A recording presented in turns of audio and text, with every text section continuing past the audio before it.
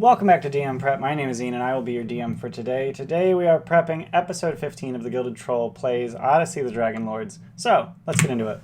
So last time we left off, our players were still in the Ultros. They just finished a, quite frankly, ridiculous fight against a whole lot of enemies, including some summons. I'm muted. How am I muted? It says it's on mute. It says I'm good. Are you sure you're not muted? It's Shadows. Shadows is muted. So they had a few chat summons, so I'm going to go ahead and go in and delete those, the friendly summons, because they only last for the session and not forever. Hey, Fraginator ended the monthly giveaway, thanks. Your phone's audio may have died. Oops. Shadows being an ass and so yeah, they're kind of incredibly fucked up, but I think they're just gonna press on into the third fight. So if we take a look at Ghost Ship Ultros, we have 3 Thanes, and the remaining Thane is the Quartermaster Davos. So at the start of the fight, he tears the flesh from his face in order to use his horrifying visage. After that, he tries to possess one of the heroes. He's not going to do that because they're not ghosts. They are, in my game, Obsidian ghosts, which I think are way cooler because they got legendary actions. They can summon dudes, and they got Spirit Guardians, and it's real fucking neato.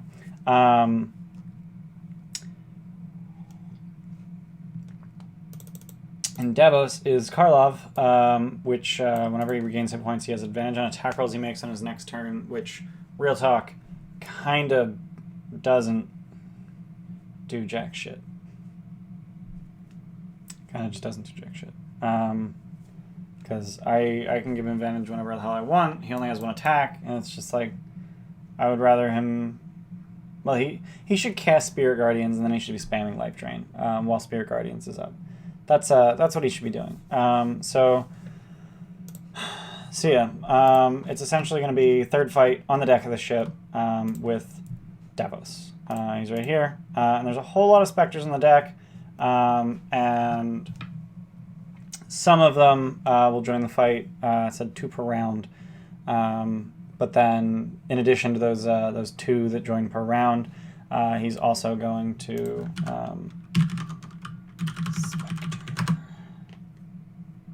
Spectre. They have 50 feet move speed, which means even if the players are here, oops, I need the ruler. Even if the players are here, those 2 can reach in 1 turn. So when he pulls his indentured spirits, he'll do it from the other end of the ship, just so that these closer ones can still be close. But I am just going to move these just a tiny bit closer. Hey, Lycan Dragon, how's it going? Rip phone, you did well for 5 years. Did your phone's speaker just straight up died? It's kind of crazy. So, you singing a Randy song to inspire the crew as they go about their tasks. The specters are not oppressed. What kind of music do wind turbines like? I don't know, Lycan Dragon. What kind of music do wind turbines like? While I wait for that answer. We're huge metal fans. That makes sense. That does make sense. So my players assumed rightly that Estor is being a cheeky fuck. Ghost of Estor Archelander awaits.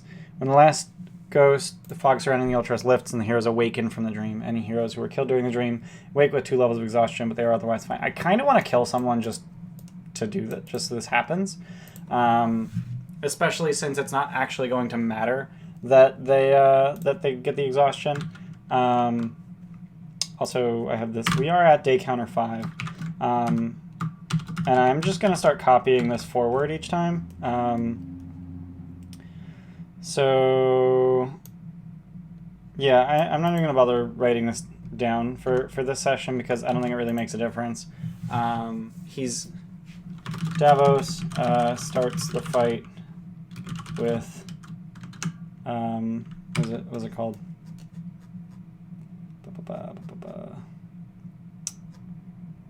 With Horrifying Visage. Cool. That's with that exhaustion, hit the one who still has the free death. You think you still have one of them? 5 of them still have a get out of death free card. So every one of them gets 1 at the beginning, except for the doomed one who gets 2, and our doomed one and our Dragon Slayer have used 1. So our doomed one still has 1 left over, and then the other 4 players still have 1. So Remir, Yusena, Scorpius, Orsino, and Helios each can die. But yes, so this isn't actual death. When you die in the dream, you do not die in real life. So it won't trigger their get out of death freeze. That's a thing.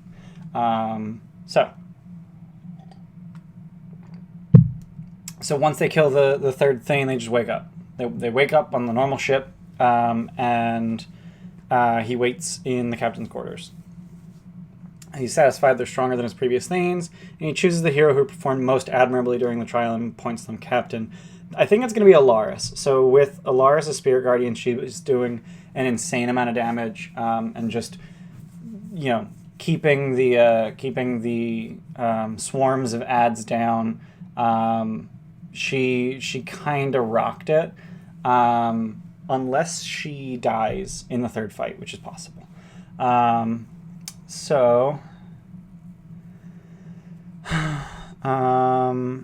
You all have proven yourselves worthy to command the ship, but one of you in particular has shown that you are worthy to be captain. And he looks at Alaris, or whoever I decide. Alaris is firmly in the lead, but if someone really pulls ahead in the second half of the fight, or in the third fight rather, then I might consider giving it to them instead. I am going to grab this Salamander because Yusena does still have that. We're going to move it to the upper deck. Just slap that in there. I promote the Kuo-toa Priestess to be new captain, that or Galabdur. Well, they were summoned, so they disappeared already. But yeah, they kind of did do really well.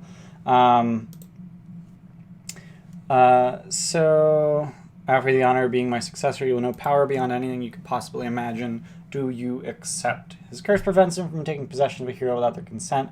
Bargain's a trap, and if anyone accepts his offer, he immediately takes possession of that hero for the next hour. Accepting the bargain means the hero's personality immediately changes. They become dangerously cruel and obsessed with achieving immortality, and their alignment shifts to neutral evil. Estar speaks constantly in their mind, always encouraging the pursuit of power at any cost.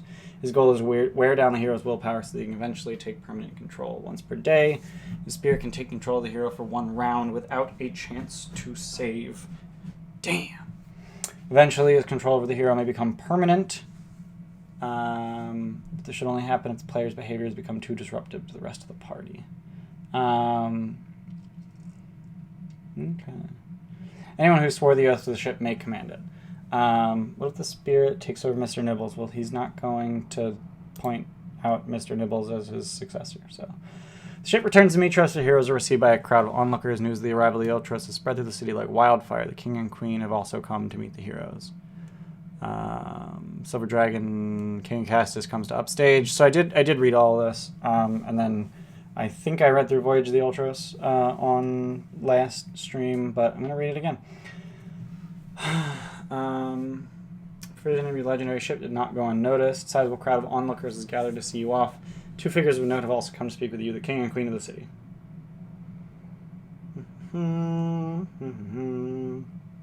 Queen Valis arrives in her chariot. She climbs down and glides towards you with divine poise, while her attendants run before her, laying several baskets at your feet.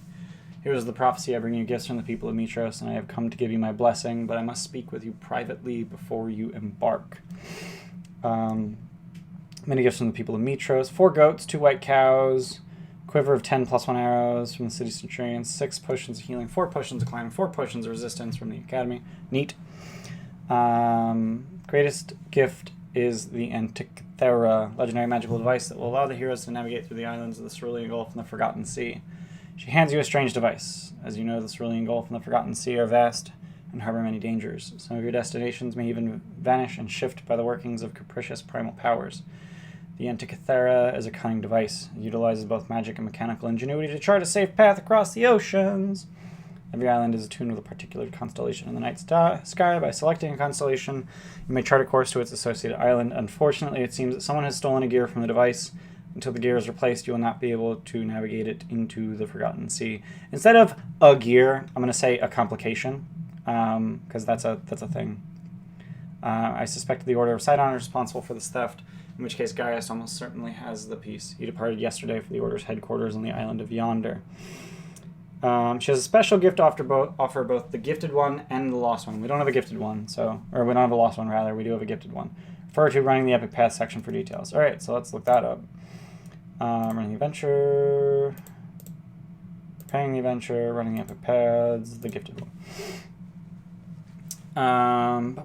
Before the hero sets sail, Valis offers the gifted one her counsel. She believes the gifted one will restore glory to the Order of the Dragon Lords, but first they must recover the fortress of the Dragon Lords. It can be found in the possession of a dragon in the Garden of Helios. Neat. Neat. So she just tells the gifted one that that's a thing. Okay. Valis tells the heroes she sent out a call for those who would be willing to travel in the Ultros, and many have responded. She introduces them to the heroes. Kyra. Okay, Kyra was probably already with them at that point. Pythor and Versi. She also wishes to continue doting on her beautiful pet mortals, her chosen ones. Versi is particularly possessive. The Vanished One cannot bear the thought of being parted from them. She also had a vision concerning the location of a dragon egg that the Vanished One might claim. Refer to the Running the Epic Paths section for details. Neat. Vanished One. When the heroes first set out on the Ultros, Versi appears and tells the Vanished One where to find one of the dragon eggs that are scattered across Aelia. She has had a vision of a dragon egg under the constellation of the Prisoner. This corresponds to the brass dragon egg on Fire Island. Okay.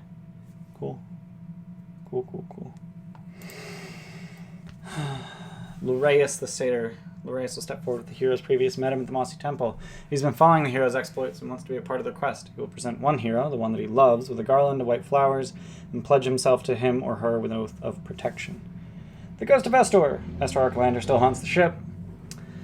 Once the journey is underway, he may appear from time to time to offer bitter advice to the heroes. If the lost one is aboard, we don't have one. Good. When you cross the oceans with an army surrounded on all sides by death with no end to your journey in sight, you soon learn the value of loyalty. 100 brave Metrosians and Estorians, fiercely loyal men and women, have volunteered to join the heroes. They may not be demigods or even great warriors, but they are honest and true. 50 of them, at least, will be needed to row the ship. At least. Heroes may have befriended the Minotaur Bullbug or made a deal with Moxina, Lady of Coins. If so, then they will be ready to join as crew members. The Mpc crew of the Ultros are not additional party members. They generally remain on the ship. Between islands, the NPCs provide role-playing opportunities and information. They can teach about the history of Thylia or describe the constellations associated with each island. For certain adventures, it might make sense to have an NPC tag along. For example, Moxina wishes to accompany the heroes onto the island of Themis. If the heroes are wiped out in a combat encounter, several NPCs might band together and rescue them. Neat. Before the heroes set sail, Valis speaks privately with Kyra, her sister. She gives Kyra a locked bronze casket carved with protective magical runes. Contents of the casket should remain secret until Kyra decides the heroes need to be told. It contains a single dragon egg, the last of the eggs that Sidon gave to Acastus. It doesn't say what color the egg is, and it also doesn't say when you're supposed to... I've already looked this up. The book does not tell you when you should give it to the players. So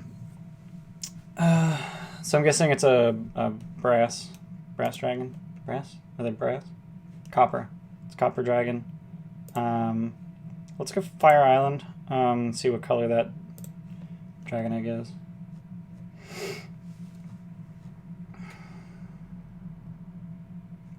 Brass.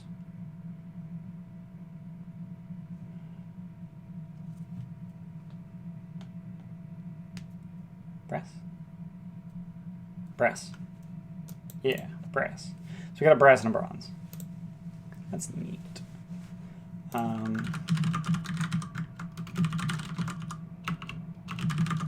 I think one of those has lightning breath. Brass dragons have fire breath. Bronze dragons have lightning breath. Cool. Cool.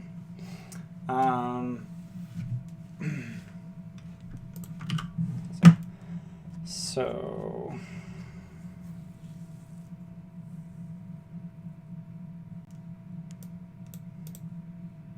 typo, Anit Cathera.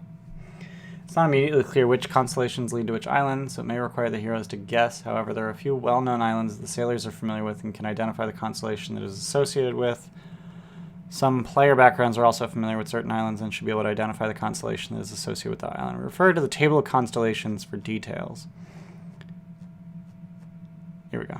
Island is familiar to sailors. Okay, so no one knows which constellation yonder is.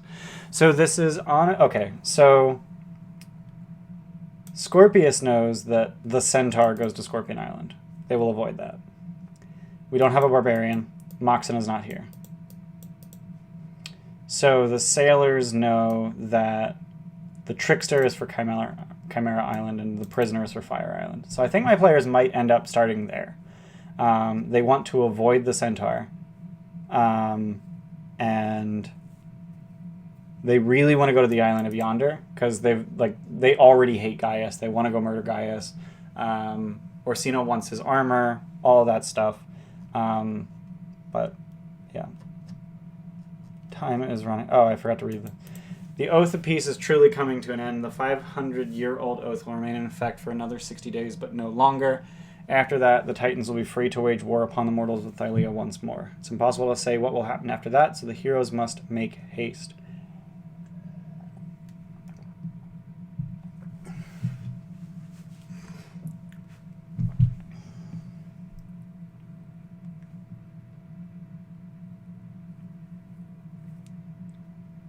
So this is the kind of thing. So this is something that I have sort of dreaded prepping for a really long time, and also my back is killing me. I really need to sit down. I'm gonna mute my microphone because this thing is loud.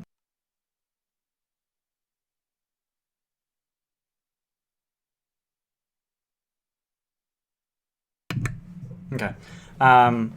So this is something that I've dreaded having to figure out, but I don't think I can put it off anymore. So it says that traveling between islands usually takes 3 days, and the players may spend any number of days on each island. When the 60 days have passed, the Oath of Peace will end, and the Titans will make their move. At that point, refer to Battle of Mitros chapter to determine what happens next. So it says that it's 3 days between any pair of islands. But the distance from here to here is not equal to the distance from here to here, is not equal to the distance from here to here. So I almost want to figure it out. Like, how long would it take them to actually go... World Thylea. How long would it actually take them to go, like, to every island? So let's say they start out by going to Fire Island, Prisoner. Shit. Tell me these aren't the same numbers, too? Is that Fire Island? Does the map have a scale? It does on Roll20. In the book, in the book it does. Yeah, so it's 50 miles. Yeah, so we've got a scale. But on Roll20, it's got that scale too. Let's make sure they actually calibrated the scale properly. So if I go from here to here, it should say 50 miles. Perfect. So I already know that their ship travels 5 miles an hour. So to get from Mitros to Fire Island, it's 3 hours. From Mitros, or from Fire Island to the island of Yonder, it's 38 miles. Whatever the hell. Like, they could fucking... They could dick around and go wherever the fuck they want. Because, like, I just hit...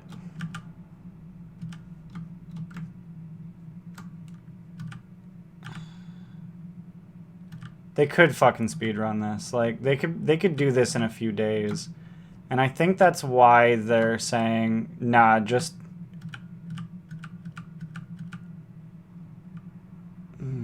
Hey, Elm1996, how's it going? I think... Fuck.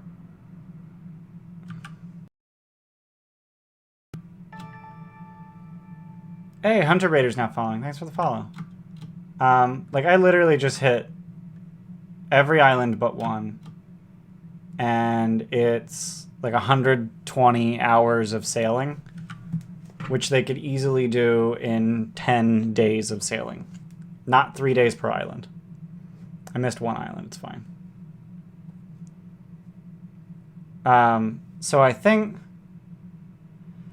maybe the map isn't to scale, just compressed from map size. I think that's honestly probably the case. I think I kind of just want to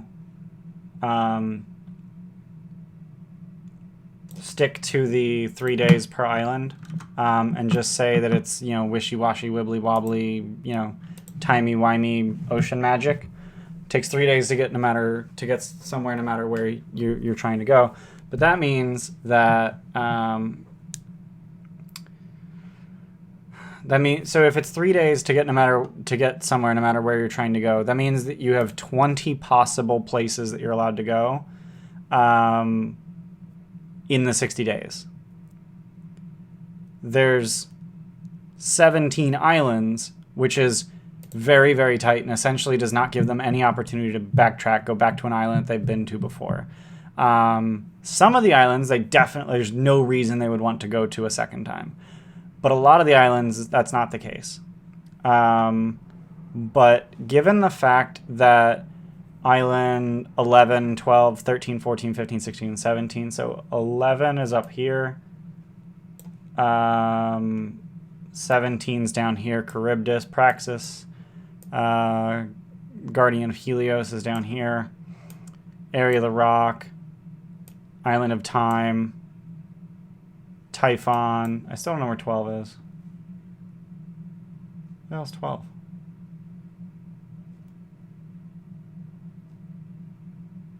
Oh, really? Where is 12?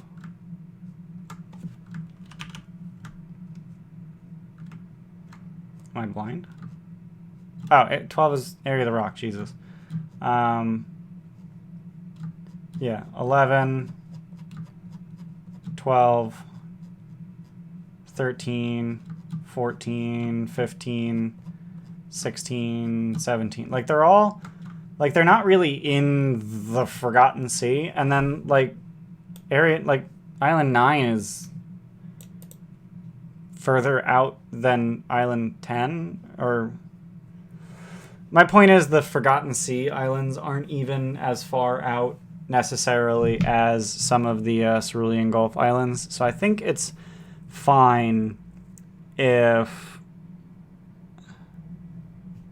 we ignore this and just sort of wishy-washy, you know, Antikythera magic bullshit, whatever.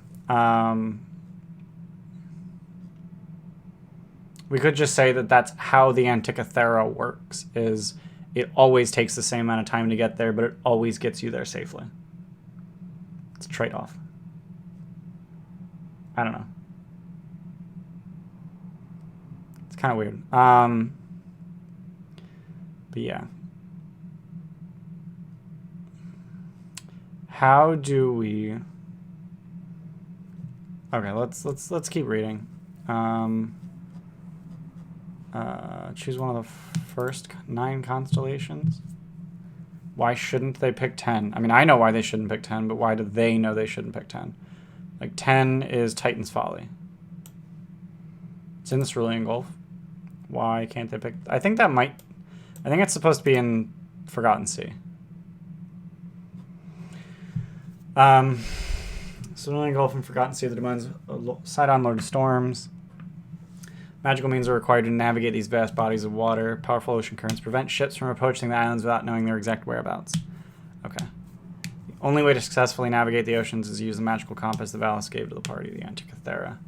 This enchanted machine is a complex construct that serves as a magical compass that attunes itself to the constellations in the night sky in order to provide accurate directions to the islands scattered around Thalia.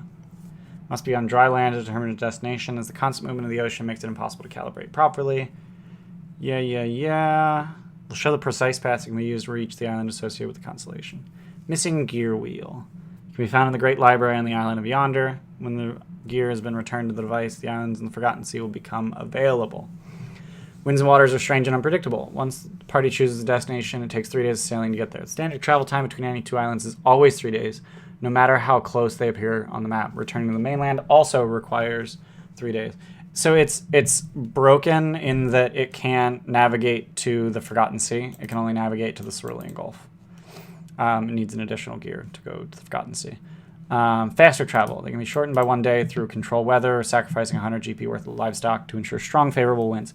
Okay, so, all right. Travel time's going up. Okay, so they can make it faster. All right. I would say travel times can't be reduced to less than 1 day.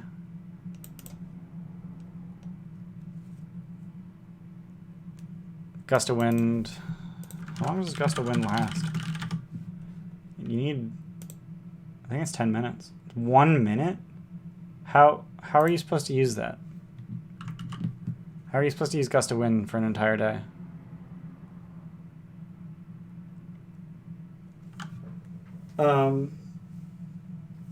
Yeah, I would allow them to get creative with it. I'm guessing that Yasena is probably just going to consistently summon an air elemental and then use the air elemental to blow wind into the sails.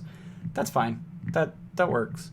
Ultros requires at least 50 oarsmen to move at normal pace. If the crew roster falls below 50, the travel time between landmasses is increased by a day. Each time they set sail, roll a random sea encounter. Cool. Once an encounter has been resolved, heroes should have smooth sailing until they arrive at the next island. Sea encounters should not be repeated. So because sea encounters are in the middle of a multiple day travel thing,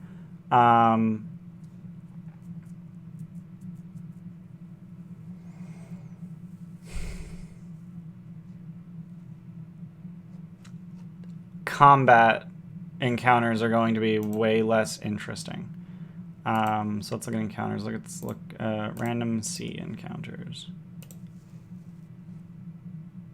Shipwrecked sailors, not combat. Dolphins, not combat. Falling star, not combat. Gargantuan waves, not really combat.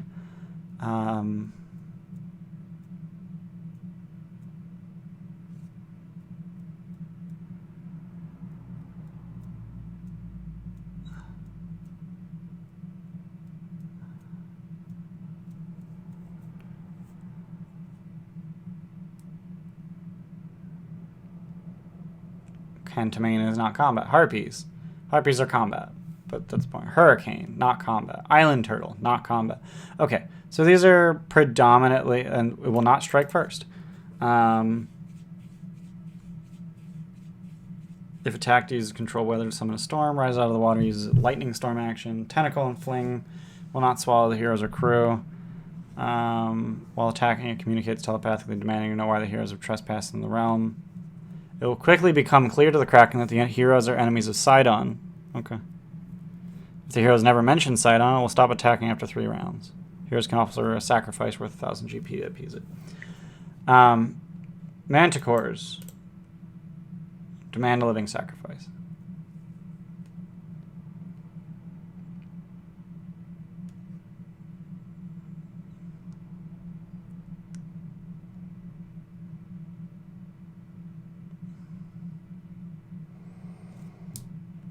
Pirates. So this is just combat. For the most part, though, it's not just combat. They're usually interesting stuff.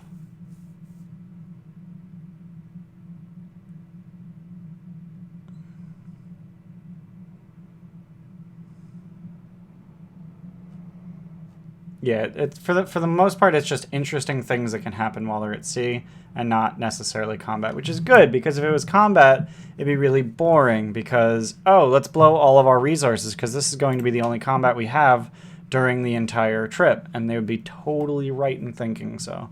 So each time they pick a place, there's just these block text. Who is saying these? Who is elucidating? I'm going to have Versi say them. I also want Aesop on the ship, just because Orsino, and this is something that isn't in the book, but Orsino, our vanished one, is Adonis. So he is Aesop's husband, but Aesop doesn't know that. Orsino does. But Versi is jealous, like just jealous beyond belief. So Orsino is going to... oops. Hey, man.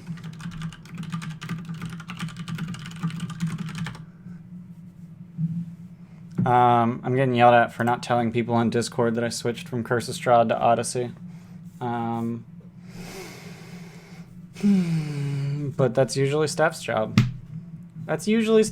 And, like, she told me to advertise the start because she was going to take the dog for a walk, and I did that, but she's home now. So she could have told everyone. Man. Or Tim or Jesse could have said something. God, it's not my fault. So yeah, I'm thinking Versi will tell these stories when they pick a constellation. So the thing that what'd you miss? The big thing you missed is that the big thing that you missed is that the 60-day limit from the time that they set sail on the Ultros seems reasonable, especially since they can use resources in the form of gold or magic to travel faster. So it's 3 days from island to island, but they can reduce it to 2 days. I would say that if they use control weather, it's shortened to 2 days. If they use an air elemental to put wind in their sails, it's 2 days. If they use two of those things, it's they can reduce it to 1 day, maybe. I don't know. I haven't decided if they can reduce it to 1 day. But if they spend, a whole lot of resources, they can essentially visit 30 locations by making it 2 days apiece. And considering there's only 17 locations to visit, I think it's fine. So yeah. Yeah. So I had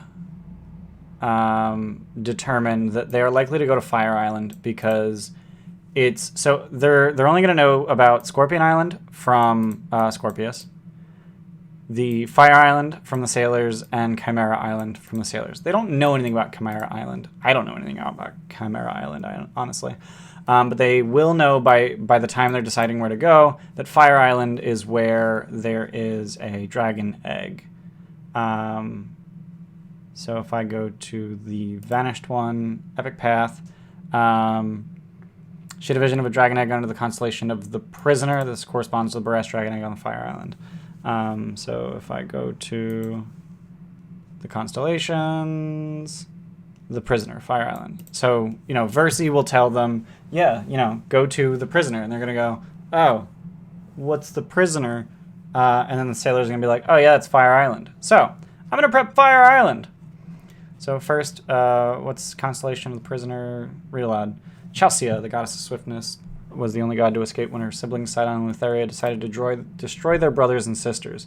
She escaped to an island of fire, pursued by Sidon's storm of wrath. She hid deep in the island and waited for the storm to abate. You can see her cowering in those 7 bright stars.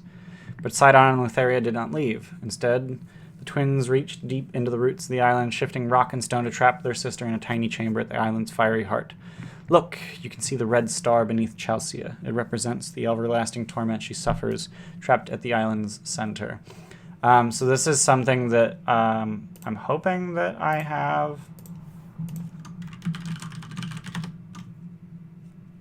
Handouts.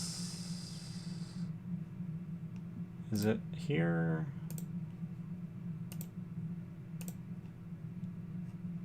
Are you serious?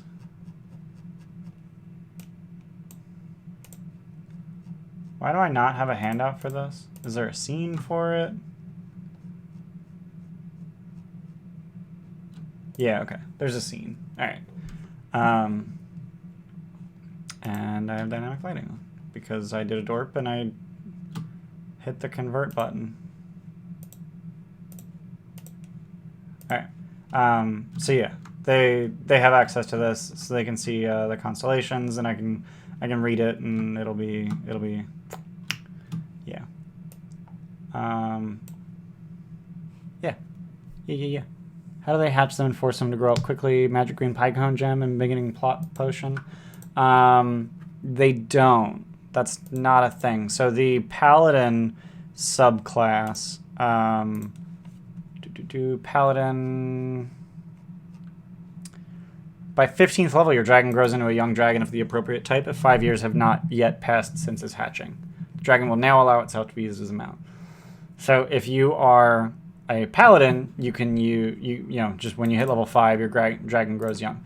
But for most of them, they're stuck with wormlings for quite a while. And by quite a while, I mean 5 years. What was I going to say? Oh, also there are embiggening plot potions, actually. So there are potions of aging, which is actually how they scale with the heroes. That's interesting. Only if you're a paladin. Potion of aging exists, and that's how Acastus got his young dragons, despite the fact that he got them very recently. Potion of aging. So I want to know where in the book these are, like if they're actually available as treasure anywhere.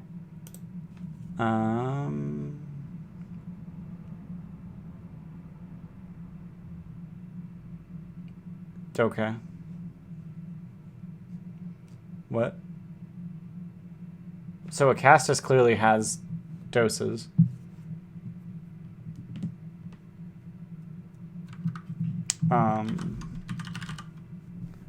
Let's just search aging. Oh god, this isn't working.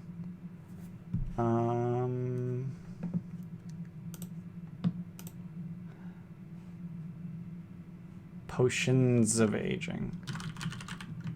Let's try that.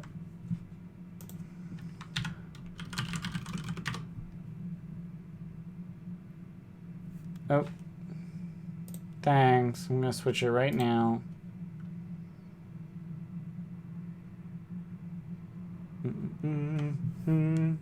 Potions of aging.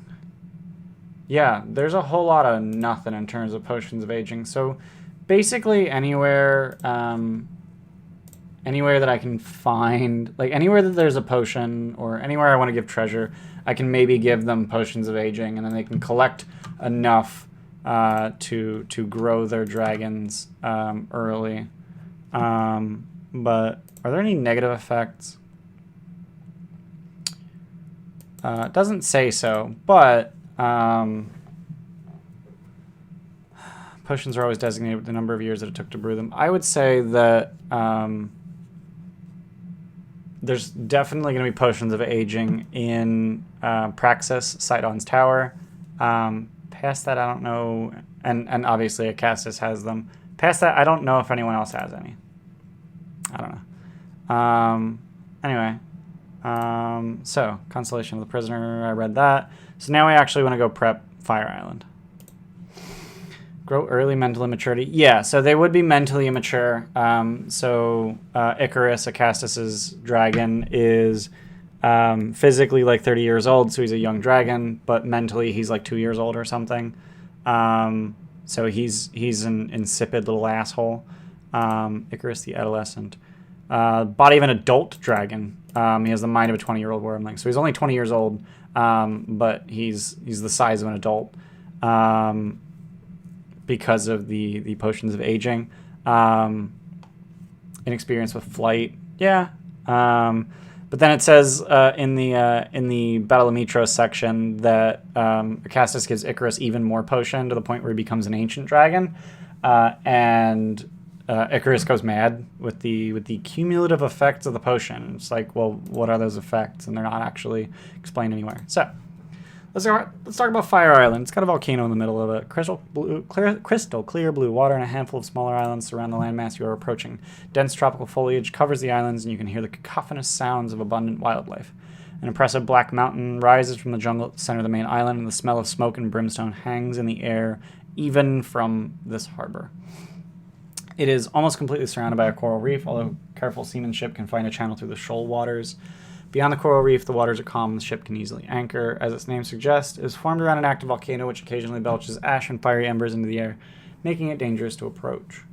Currently, the volcano is quiet, with just a thin trail of smoke snaking into the sky above the caldera. He became Gramps over the span of 2 decades. That's enough to drive anyone mad. Yeah, basically.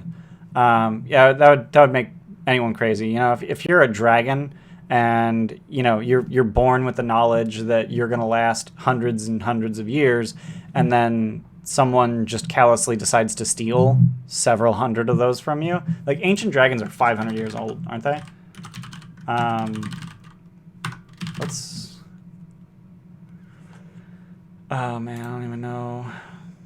Sources, source books, monster manual. D for dragon. I want D for dragon. Okay. Oh god, there's so many demons and devils. Too far.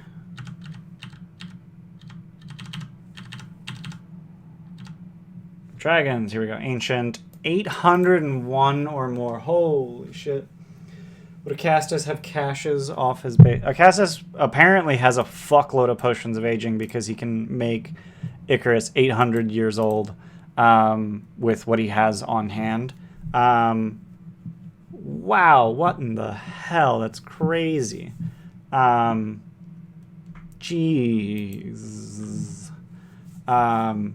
Yeah, he's got a lot, apparently. And I could maybe afford my players some, since I don't have any paladins, so I don't have to worry about stepping on their toes.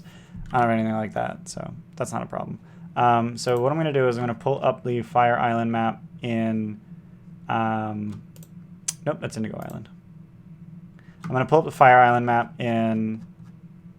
or Lizardfolk Village, rather. Lizardfolk Village map in Roll20. In case the supply gets destroyed, backup plan elsewhere.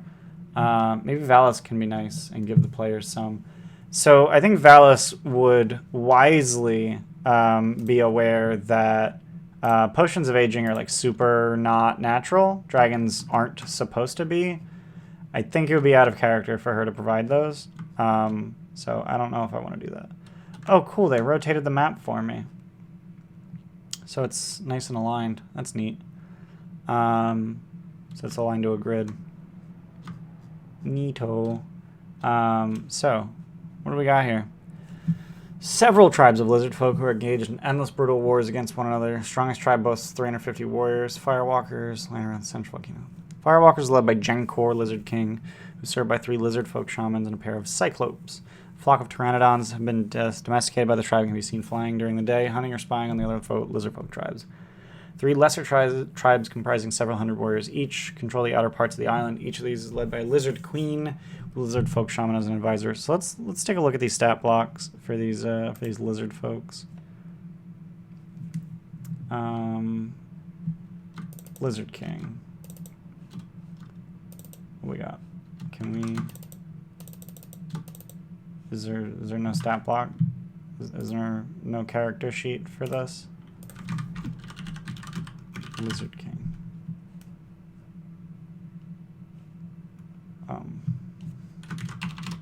Lizard. Monsters. SRD sheets. Is there seriously no stat block for Lizard King?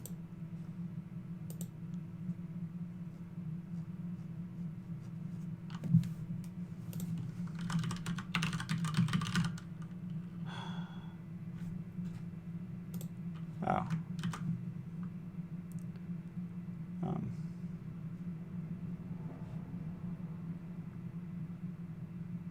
Check Otho Camp.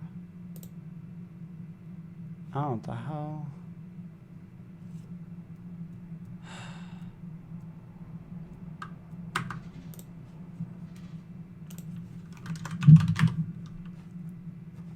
Oh, it was 156. Otho Camp?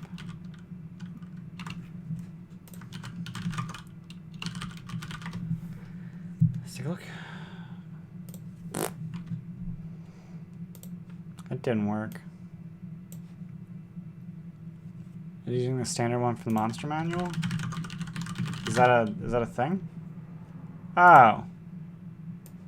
What? It's a monster manual stat block, not a basic rules stat block, so they don't have access to it, but they're going to refer to it anyway. Dicks. Okay. That explains it. I didn't know Lizard King was actually a thing. Yeah.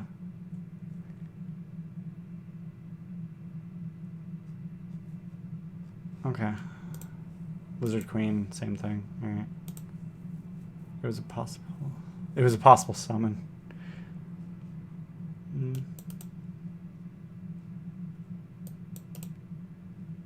Holy shit. It's got sneak attack, like, just wow. You're thinking Troglodyte Queen. Gotcha. Otho Kent. Got it. Otho Kent. CR4. Oh, this is literally the exact same stat block.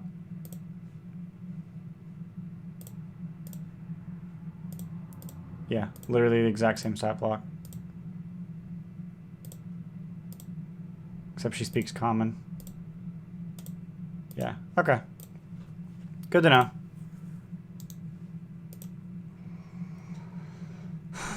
All the lizard folk, regardless of tribal loyalty, worship a nameless deity they believe sleeps deep below the cerulean gulf. Okay.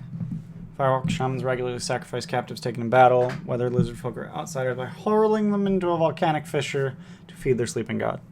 Okay. Bountiful animal life, including deer, boar, and other smaller mammals, streams and ponds of the island are often hunting grounds for crocodiles or constrictor snakes. Giant lizards are also plentiful on the island, have been domesticated by all the tribes as beasts of burden. Centuries ago, it was home to an adult brass dragon who was killed by a kraken during one of its hunts over the nearby coral reefs. Shadows, I don't think it's Dendar. I think it's Chausia, the titan who lives under the earth, or is dying under the earth. I don't know. I don't know if they killed her. Dragon left behind 3 eggs, which lizard folk have long sought after. They'll be approached by a shaman who's exhorted by 6 lizard folk. Ask them to accompany them to see their queen. Vaitha will implore the heroes to aid her in defeating her mortal enemy, Genkor, the king of the Firewalkers. She describes how Genkor has corrupted lizard folk by turning away from the god in the volcano and making sacrifice to Sidon instead. What a dick. Vaitha explains the Firewalkers have been chosen by Sidon to dominate Fire Island. Lord of Storms gave them a powerful magical artifact and 2 Cyclopes as servants. Genkor gave the Titan one of the 3 brass dragon eggs that were hidden on the island. Vaitha believes the other 2 eggs may be located somewhere in the volcano village. Tribes of lizard folk wouldn't normally warrant the attention of the Lord of the Storms. Sidon is interviewed here because his sister Chausia is sealed away beneath the volcano and he wishes to keep it that way. She is the sleeping god worshipped by the lizard folk. Called it. Firewalker's daily sacrifices ensure that this magical seal remains intact. Cool. If the heroes agree to assist her, Queen Vaitha will hold a great feast in their honor. She proudly explains that her son is to be sacrificed and served as a celebratory meal. Heroes can turn down this honorable banquet, but in this case, Vaitha will be insulted. She believes they are greedily demanding that she sacrifice one of her older, larger sons instead. Cute. Firewalkers dwell in the large wooden fort over the mouth of the volcano. Genkor rules from here and makes regular sacrifice by tossing victims into the fiery pit. This doesn't look like a large wooden fort. Real talk.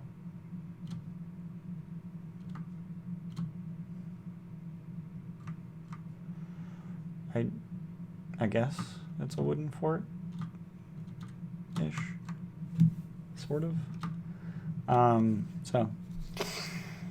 Construction from sturdy wood, bamboo, and thick vines. Exotic materials have been used, including the shells of young dragon turtles and the skeletal vertebrae from an enormous worm of some kind. Main platforms level with the lip of the caldera, while other platforms step down into the volcano. Okay.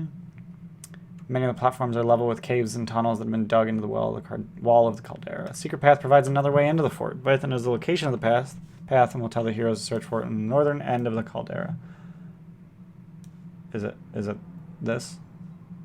Is that 4? Yeah, okay. All the platforms are built on pillars of bamboo and wood. Each is at least 10 feet above the surface of the caldera. It's possible to climb from the caldera surface to a platform using the pillars. This requires an athletics check. Okay. Gotcha. 15 looks like it might be interesting, but probably not. Cyclops. Steros. So the two Cyclopes are Steros and this random unnamed Cyclops, I'm guessing. Spine of some massive creature serves as the bridge to the Lizard King's fort. Ash darkens the crevices of the otherwise bleached white bone. Even as the hot sun beats down from a cloudless sky, you can sense an even more oppressive heat radiating up from below. 4 lizard folk, 2 salamanders fight to the death. It will not take long for them to die. Also, it says 2 salamanders. There's only 1 on the map.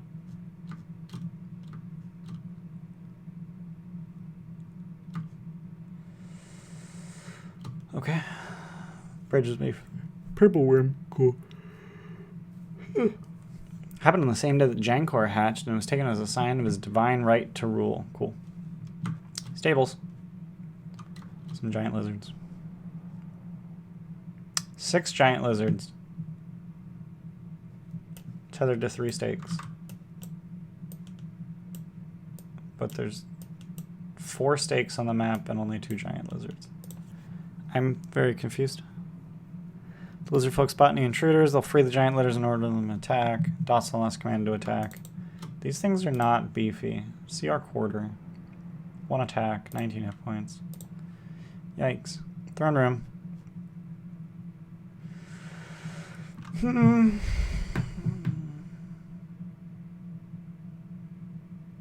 Salamander. Oh, he got a wormling. Jankor killed the dragon turtle with the help of the Lord of Storms. Truth is, it corpse washed ashore after it died of old age. That's a very tiny... It's a very tiny dragon turtle.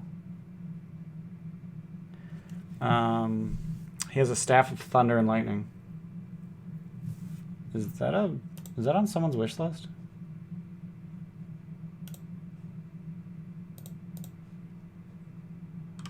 Yeah, that is on Scorpius's wish list. That's neat. That's cool. He'll like that. Brass Dragon Wormling.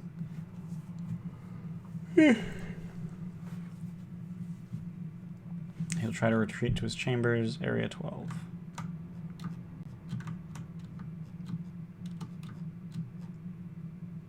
Okay, that's area 12. Bunch of fire snakes. I have a feeling they're presenting this as like a sneaking kind of thing. Secret entrance, area 4. I'm gonna zoom out. I don't need to be zoomed in this far. These numbers are all over the fucking place too. So area 4 is up here. Not marked and requires a perception check. Yep, in 2 places passive and deliberately weakened. Someone not aware of these passive traps must make a dex save when they step on the weakened section. Spotting the weakened section requires a perception check. Cool. Stepped upon, ground crumble away. Failing a save, plummet into the caldera below. Wow. Awesome. Drop will break through the crust into the magma, causing 10d10 fire damage to the unfortunate creature who fell. Egg chambers. Lizardfolk eggs are kept. Cool. Half dozen fire snakes. 2 lizardfolk shamans. Sleeping chambers.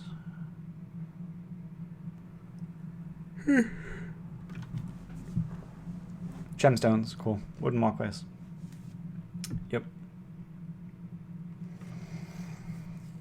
Easily destroyed in the event of an invasion. Each side of the walkway, 2 bronze stakes. Pulling out a stake, strength check. Pulling out a single stake makes a bridge unstable. Dex save or be thrown. Pulling out both stake, make the bridge collapse. Anyone less than 10 feet from one end can attempt DC 10 dex save, leap to safety. Those are close to the center must make a DC 15 dex save to make the leap. Failure means falling into the magma.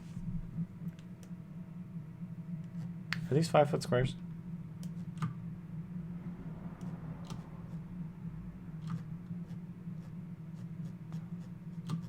This is running so incredibly slow, and I think it's because of the dynamic lighting.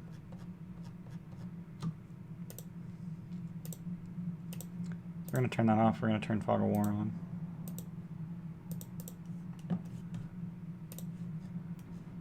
And it's still running really slow. Yeah, it's still slow as hell. Jesus. Those fire snakes in the low? Yes, they are. Alright.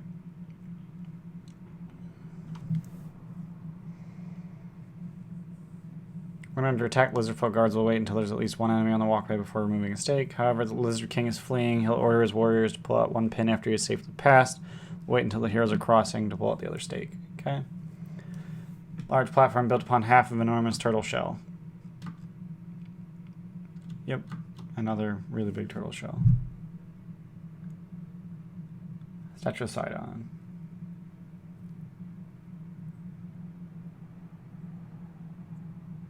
Lizard Queen. 3 eyes of the statue are emeralds worth 500 GP each. When they touch the statue, they hear a peal of thunder from the sky above. Cool. Although a modest forge has been built into one side of this cave, which I think is down. Yep, down here. It's noticeably cooler. Yep. 9-foot tall sole resident. 9-foot tall cyclops. But then there's 2 fire snakes. Wears monocle over his eye. Has remarkably nimble 10-fingered hands. Tinkering what appears to be a half-finished mechanical goat. Okay.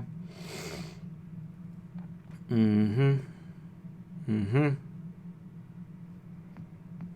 don't know how his monocle works. How does his monocle works? Let's see, appendix. Which appendix? Steros. Monocle of power. Monocle powers. 3 different powers. 1 power active at a time. Charm person. Advantage on perception checks. Oh my god, passive perception 8. Over under on how many things end up in the lava. I'm gonna say 3 PCs and at least 6 NPCs. That's our over under. So make your bets. These don't help in combat at all. Okay, he's got Eye of Blasting. Okay. And he's saying under.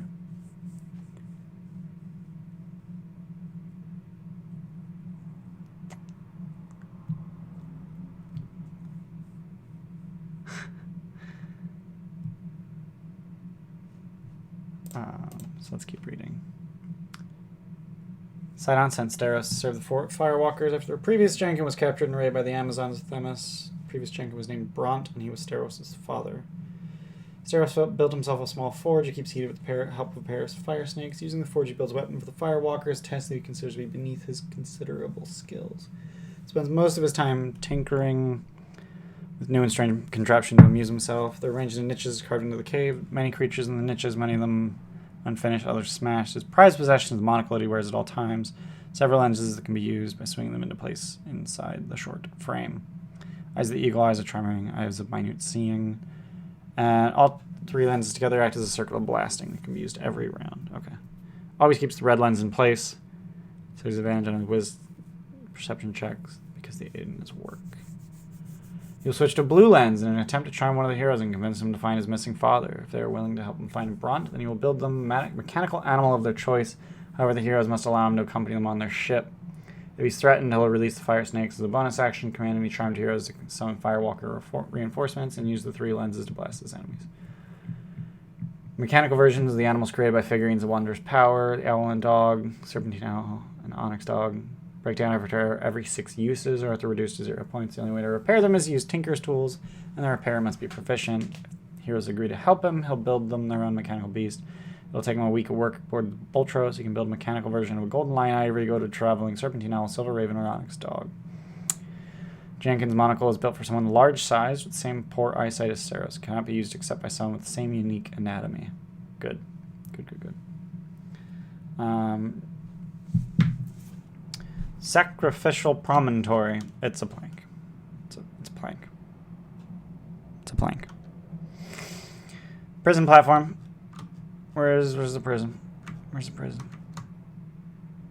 Over here. Cool.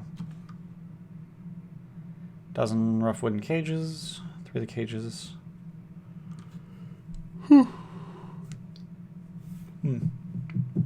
Prison platform is always guarded by 2 lizard folk. Cool. The lizard folk from Vithus tribe. Cool. King's chambers. Obsidian entryway. Neat. Vivid silks, gilded furniture, and voluminous pillows. Steam rises from a stone vessel filled with crystal and liquid. Cool. Caves have been dug into the wall of the caldera. Includes a bath which is heated by 4 fire snakes. Jankor will make his final stand here as after retreated from the throne room.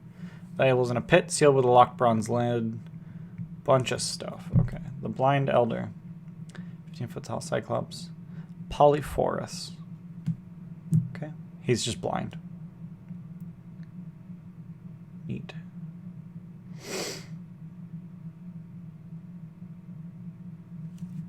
He's grown tired of the food the firewalkers bring him, and he has a powerful craving for mortal flesh.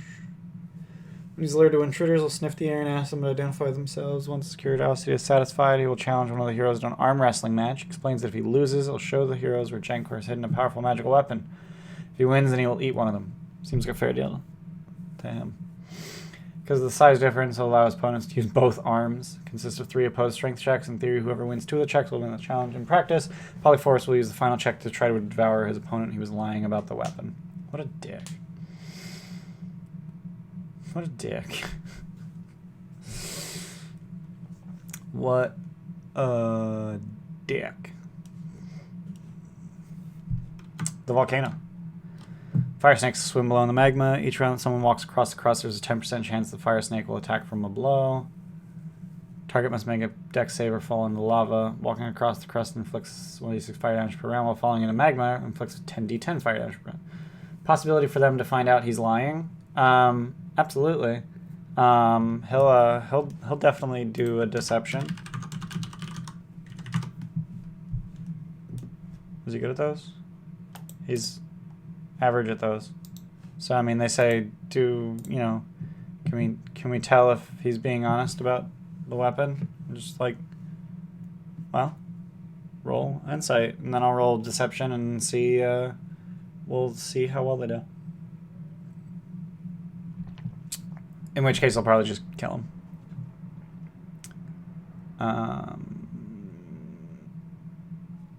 Salamander cave. Made a pair of salamanders. They give their fire snakes to Jankor as tribute. 2 freshly hatched fire snakes, half dozen other eggs. One of the eggs in the salamander's nest is different than the others. It's a brass dragon egg that was left behind by the dragon that once laired on Fire Island. Salamanders recently discovered the egg and have been trying to hatch it. Cool. Cool. Oracle had a vision the vanished one would find this egg and claim it as their own. Yep, I already wear that. And a pteranodon roost. What do we got? Where's 16? I don't see a 16. Do you see a 16?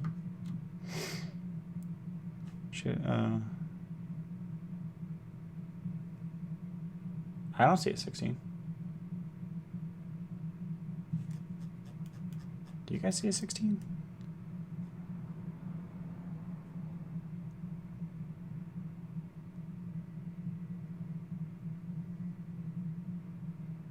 I don't see a 16 anywhere. I think they're lying to me. X walkway trap.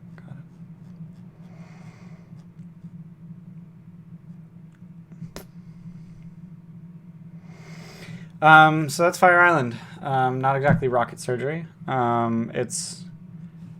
It seems like once the players enter. So now that I have the measure of the place, let's talk about how we're going to run this. So there's 2 ways for the players to enter. They can either enter at number 1 or they can enter at number 4. We'll bring up the bigger map so we can see it a little bit better. So they can enter at number 1 or they can enter at number 4. Either way, it seems like these are just platforms. These aren't even buildings. So I'm actually just going to... I'm not going to turn off Fog of War, but what I am going to do is I'm going to polygon reveal essentially the entire caldera.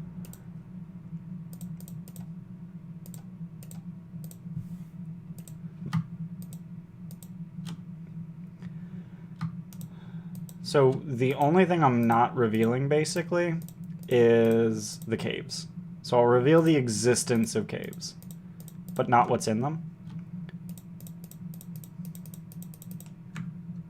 Because once the players get into this area, they can basically just see everything. As far as I'm understanding it, like, that seems to be the case.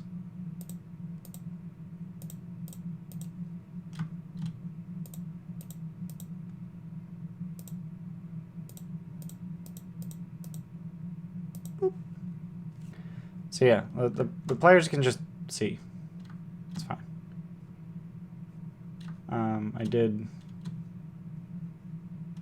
I dropped a few layers, so I'm gonna...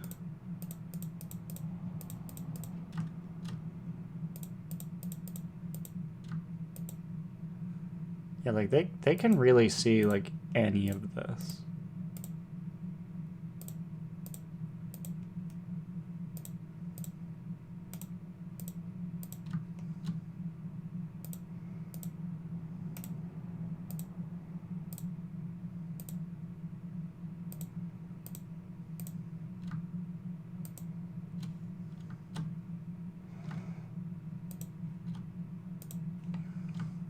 Yeah, once they're here, they can see basically everything. So the only thing they can't see is inside of the caves. Like, everything else is just open platforms. And it's really going to be... I think this is essentially going to be... I think it's going to come down to, okay, how do you approach? Okay, when did you fail stealth for the first time? Which is probably going to be very late, because Scorpius can cast Pass Without Trace for key points. And then, as soon as they, like, drop stealth... It's basically just gonna be... So the thing is, they can't stealth their way across the platforms. They would have to stealth their way underneath the platforms, which means... Yeah, so if they come in from the west, they're just immediately gonna start fighting stuff. And once that happens, someone's gonna blow a horn, and oh man, there's so much super useful, like, fighting area out here that they cut off when they put it into Roll20, because, like, that's gonna get super cramped, and I would have really liked to have that extra space. Yeah, it's really annoying. If they come in from the west, it's just gonna be combat and then just a chain of combats until most of the lizard folk are dead. If they come in from 4, then they actually have the opportunity to stealth, because the 2 dudes in area 6 are asleep. And then it's basically just this 1 dude that they need to kill quietly. Or, sorry, 2 dudes that they need to kill quietly. Maybe 3. I don't know. There seem to be walls on these things, though. Like, do they have walls? Large wooden fort. Main platform. Other platforms step... Like, they're platforms. So I'm imagining this like a bokoblin. Quiet isn't in most adventurers' vocabulary. I know. I'm imagining this like bokoblin platforms in Breath of the Wild. So it's just like wooden staircases from one level to another, and just like flat open platforms. There's no roofs, or there's like maybe a roof, but there's no walls or anything. So yeah, I'm imagining this just being a bloodbath. There's no explanation of how the king responds to people. I don't think there was anything about how the or wait, was there? Throne room. It's not immediately hostile, but it'll interrogate them and demand to know for what purpose they've trespassed in this territory. Yeah, I'm expecting a fireball. I am going to go out on a limb. Just want to say that Bayless is live for whenever you finish. Thank you. Thanks for pointing that out. I was hoping that I would go long enough to raid, because my DM preps have been really short recently. I'm just going to go out on a limb and say that all the lizard folk that live here have just evolutionarily gained fire resistance. They evolved in a volcano, so they have fire resistance now. It's going to make very little difference unless someone decides to cast exactly Fireball. But I don't... Like, my party doesn't really use Fireball. The only sorcerer we have is Bard 5, Sorcerer 1. We don't have a wizard. Our artificer isn't level 9 yet, so he doesn't have 3rd level spells. Like, we don't have fireball in this group, really. But yeah, give him fire resistance anyway. We really do not have much in the way of fire damage, but if my players are dumb enough to use fire damage on things that live in a volcano, they're resistant. So yeah, I think that's just about prep. I am super underwhelmed at this area, so don't be surprised if on Saturday this does not look like what I run does not look like what I just prepped. I'm a little disappointed with this. I mean, don't be surprised if they don't even go here on Saturday. That's also very possible. They might go to a completely different island and then throw me for a loop. But that's fine. It's no big deal. This area feels a little meh, so I'm gonna look up some resources in the meantime and see if I can find. Yeah, I'm gonna raid Bayless. Thanks, Steph. I'm gonna see if I can find any other resources that can like spruce this up and make it more interesting. But thank you everyone for being here. If you want to see the session that we play based on this prep, players never throw DMs for a loop. Absolutely not. If you want to see the session that comes from this prep, we play Odyssey of the Dragon Lords every Saturday at 4 p.m. EST. We also play Curse of Strahd every Sunday at 1 p.m. EST and Rime of the Frost Maiden every Monday at 6 p.m. EST. And then, of course, I do these DM preps starting at 6 p.m. on Thursdays. Thank you, Jordan, for dropping the schedule in chat. And we also have a Discord. We have an Instagram. We have a Twitter. We have all them socials. Join our Discord. It's very quickly growing, and the community is fantastic. We don't have a YouTube command. We just have a social command, which has our YouTube, Twitter, Discord, and Instagram. Did I see Andy's gift? Oh, I did not. I got a take 20 from Andy. It was just before all of the command spam. So I will add that to my list of inspiration. Thank you, Andy. And we'll see you guys for next time for DM prep.